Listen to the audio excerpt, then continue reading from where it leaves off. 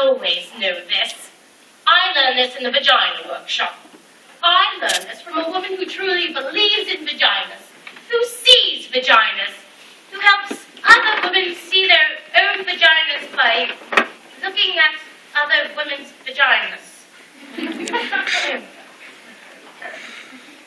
In the first session, the woman who ran the workshop asked us to draw a picture of our own unique, beautiful, fabulous vaginas. That's what she called it. She wanted to know what her own unique, beautiful, fabulous vaginas looked like to us.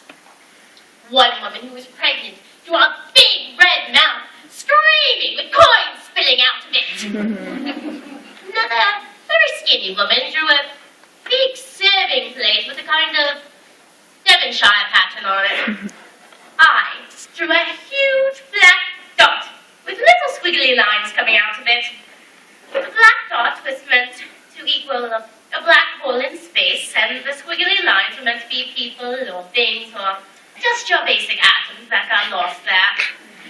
I always thought of my vagina as an anatomical vacuum, randomly sucking up particles from the surrounding environment.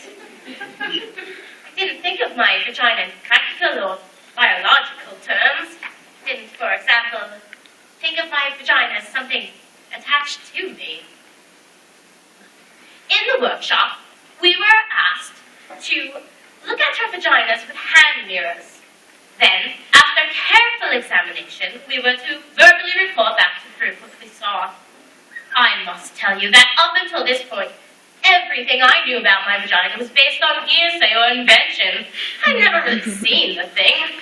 It never occurred to me to look at it. It seemed so reductive and awkward, like we were in a workshop, looking at our vaginas with our hand mirrors on our shiny blue mats. It reminded me of how the early astronomers must have